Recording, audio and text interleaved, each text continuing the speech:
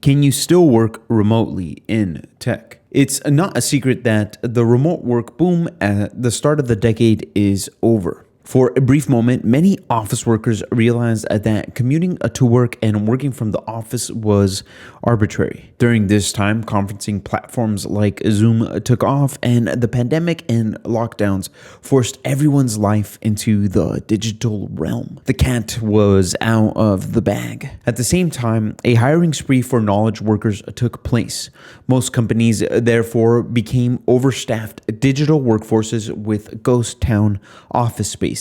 Even as the lockdown mandates waned and people started to return to open air physical activity, many workers remained remote. These workers, now accustomed to being digital for a handful of years, wondered how long their remote status would last. I was in a different category and was wrongly assuming that everyone would stay remote. Then the entire bubble, if you will, popped.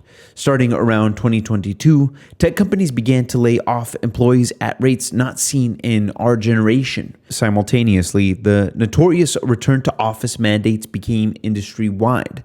Regardless of corporate intent, the mandates created logistical complexity for employees, forcing many to either quit their job or restructure their lives around commuting to work. The norms and freedoms gained from remote work were being clipped at their root, and many employees, knowing just what life could be, had to swallow the truth and opt into the office. So, can you still work remotely in tech? Yes, but it's going to require some creative thinking and, in most cases, a lot of elbow grease.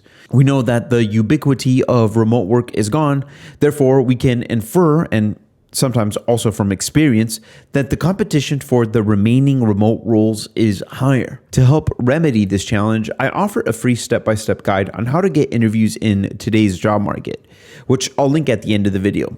Please check it out if you're serious about finding remote work. I'll give you the quick synopsis, however, which is that you need to get in front of the individual, often a hiring manager or team manager, who has the authority to hire you for the role.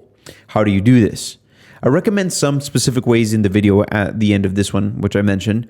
However, I'll note what's most relevant to you right now. I recommend sending a video with each of your job applications or directly to the hiring personnel for that job. Introduce yourself and explain how your experience aligns perfectly with the role's needs. So far, I've been able to deduce that this approach works because 1, the hiring personnel see you're not a bot, and 2, you're essentially conducting a spontaneous interview, which helps you stand out from the pack of applicants. If you need more hands-on help, please book a call with me by clicking the link in the description below. I'll help you develop a clear job hunting strategy, ensuring you understand the steps needed to land your next job. Otherwise, if you want to explore the steps yourself, please make sure to watch this video here. Thank you, and I will see you next time.